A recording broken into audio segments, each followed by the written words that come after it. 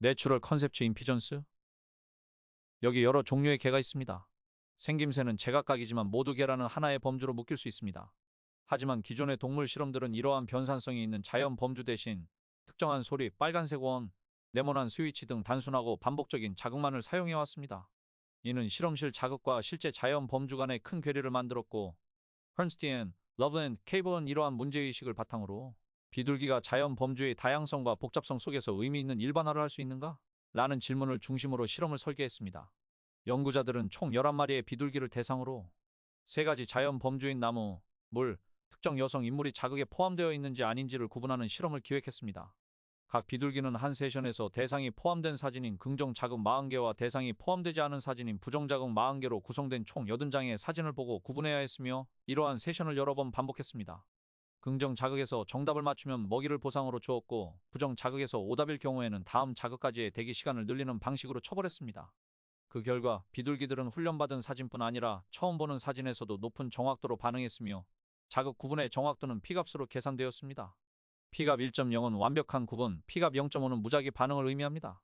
실험 결과 나무 범주는 0.853, 물은 0.790, 사람은 0.790의 P값을 기록하며 비둘기들이 높은 구별 능력을 보였음을 보여줬습니다.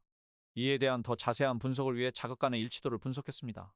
그 결과 부정자극에 대한 일치도가 긍정자극보다 높았고, 이는 특정 부정자극 문제들은 비둘기가 서로 공통되게 틀렸으며, 이러한 오류는 단순한 우연한 실수가 아닌 구조적으로 어려운 자극이 존재한다는 것을 의미합니다. 이때 자극에 대한 반응률을 정리하면, 만약 비둘기들이 크게 오류를 범하지 않았으면 반응률은 긍정자극이 상위권, 부정자극이 하위권에 위치해야 합니다. 하지만 데이터 값에서 나타난 오류들은 두 가지 종류가 있었습니다. 두 오류는 트루 에러와 디스플레이스먼트 에러입니다. 트루 에러는 실제로 자극을 헷갈려 반대인 정답을 내놓는 경우로서, 이는 실제로 문제가 어려워서 반응률이 높아지거나 낮아지는 문제들입니다. 이때 반응률의 변동이 생기면서 다른 문제들의 순위가 바뀌게 되는데, 이로 인해 벌어지는 반응률 변동에 영향을 받아 순위가 올라가거나 내려가는 것이 디스플레이먼트 에러입니다. 그림에서 보다시피 부정자극 1과 2에서 트루 에러가 나타나면서 부정자극 1과 2에서 반응률이 높아졌고, 이로 인해 긍정자극들의 순위가 내려가서 디스플레이먼트 에러가 발생했습니다. 이 두 가지 에러는 오류의 분포를 통해 알 수 있습니다. 진짜로 헷갈리는 트루 에러를 일으키는 자극이면 반응률이 극단적으로 높거나 낮기 때문에, 트루 에러를 일으키는 자극은 중앙보다 더 넓게 분포합니다.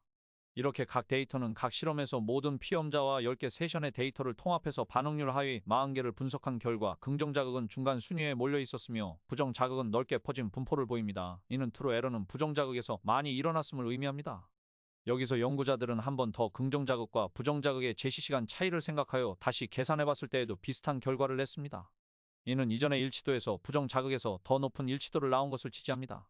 또한 실제로 가장 어려웠던 8개의 긍정 자극과 8개의 부정 자극들은 이는 인간이 구분하기 어려운 사진들이었습니다. 후속 실험에서는 쉬운 자극과 어려운 자극을 연구자가 직접 선정하고, 자극 제시 시간, 강화 조건, 슬라이드 순서 등의 요인을 통제하여 외부 변인의 개입을 최소화한 조건에서도 재검증했고, 그 결과 비둘기들도 사람과 유사하게 쉬운 자극에서는 높은 정확도를, 어려운 자극에서는 혼동을 보였습니다. 이는 자극이 시각적이었다는 것을 강하게 뒷받침하며 비둘기들의 시각적 범주들이 우리와 어느 정도 일치한다는 것을 보여줍니다. 이러한 결과는 기존의 공통 요소 이론, 즉 비둘기가 초록색, 수직 구조, 가지 형태 등 특정한 시각적 특징들을 외워서 반응한다는 설명의 한계를 드러냅니다. 예컨대 샐러리처럼 초록색이고 수직이며 잎이 달린 식물도 나무와 유사한 시각적 요소를 갖고 있지만, 비둘기들은 이를 정확히 나무가 아닌 것으로 구분했습니다. 또한 잎이 없거나 색깔이 다른 나무도 여전히 나무로 구별해냈습니다.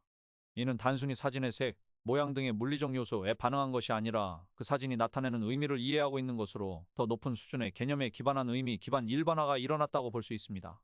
이러한 결과에 대해서 연구자들은 나무, 물, 사람과 같은 자극이 오랜 진화사 동안 생존의 중요한 환경 요소였기 때문에, 생물체는 이를 빠르게 인식하고 구분할 수 있는 능력을 선천적으로 갖추었을 가능성이 있다고 보았습니다. 이 선천성은 비둘기는 나무와 같은 특정 범주를 타고난다라는 뜻이 아니라, 범주를 설정하고 구분할 수 있는 능력을 타고났다는 것입니다. 이 연구 결과는 비둘기가 단순히 반복된 자극에 조건화된 반응을 보이는 것이 아니라, 자연 범주를 인식하고 일반화하는 고차 인지 능력을 가지고 있을 가능성을 강하게 시사합니다. 비록 피험자인 비둘기와 실험자인 인간의 범주 체계가 완전히 동일하다는 증거는 없지만, 다양한 분석 결과는 이들이 인간과 부분적으로 유사한 인지 구조를 공유하고 있을 수 있다는 점을 강하게 지지합니다.